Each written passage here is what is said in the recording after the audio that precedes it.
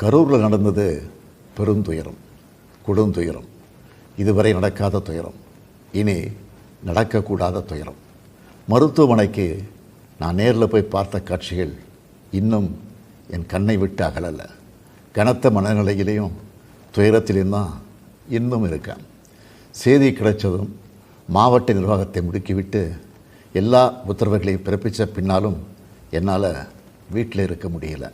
உடனே அன்றைக்கி நைட்டே கரூருக்கு போனேன். குழந்தைகள், பெண்கள்னு 41 உயிர்களை நாம் இழந்திருக்கிறோம். இறந்து போனவங்க குடும்பத்துக்கு தலா 10 லட்சம் ரூபாய் அறிவித்து அதை உடனடியாக வழங்கிட்டு இருக்கோம். ஹாஸ்பிட்டலில் சிகிச்சை பெற்று வர்றவங்களுக்கு அரசு சார்பில் முழு சிகிச்சையை வழங்கி வரோம். நடந்த சம்பவங்களுக்கான முழுமையான உண்மையான காரணத்தை ஆராய முன்னாள் நீதியரசர் அருணா ஜெகதீசன் அவர்கள் தலைமையில் ஒரு நபர் விசாரணை ஆணையம் அமைக்கப்பட்டிருக்கு. ஆணையத்தோட அறிக்கை அடிப்படையில் அரசோட அடுத்த கட்ட நடவடிக்கையில் இருக்கும்னு உறுதியளிக்கிறேன். இதற்கிடையே சோஷியல் மீடியாவில் சிலர் பரப்புற வதந்திகளையும் பொய் செய்திகளையும் பார்த்துட்டு தான் இருக்கேன். எந்த ஒரு அரசியல் கட்சி தலைவரும் தன்னோட தொண்டர்களும் அப்பாவி பொதுமக்களும் இறக்கிறத எப்பொழுதும் விரும்ப மாட்டாங்க. இந்த சம்பவத்தில் உயிரிழந்தவங்க எந்த கட்சி சார்ந்தவங்களாக இருந்தாலும் என்னை பொறுத்த வரைக்கும் அவங்க நம்மளோட தமிழ் உறவுகள். எனவே சோகமும் துயரமும் சூழ்ந்திருக்கக்கூடிய இந்த நிலையில் பொறுப்பற்ற முறையில் விஷமத்தனமான செய்திகளை தவிர்க்கணும்னு கேட்டுக்கிறேன்.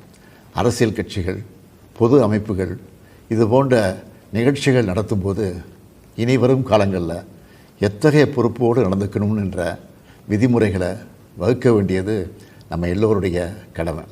எனவே நீதியரசரின் ஆணைய அறிக்கை கிடைச்ச பிறகு எல்லா அரசியல் கட்சிகள், பொது அமைப்புகளோடு ஆலோசனை நடத்தி இதற்கான விதிகள், நெறிமுறைகள் வகுக்கப்படும்னு உறுதியளிக்கிறேன். அத்தகைய நெறிமுறைகளுக்கு எல்லாரும் ஒத்துழைப்பு தருவாங்கன்னு நம்புகிறேன். மனித உயிர்களே எல்லாத்துக்கும் மேலானது. மானுடப்பற்றே அனைவருக்கும் வேண்டியது.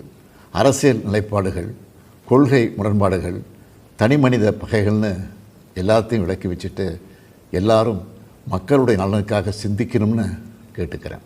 தமிழ்நாடு எப்போவுமே நாட்டுக்கு பல வகைகளில் முன்னோடியாகத்தான் இருந்திருக்கு. இதுபோன்ற நிகழ்வுகள் இனி எந்த காலத்திலையும் நடக்காமல் தடுக்க வேண்டியது நம்ம எல்லோருடைய கடமை. நன்றி, வணக்கம்.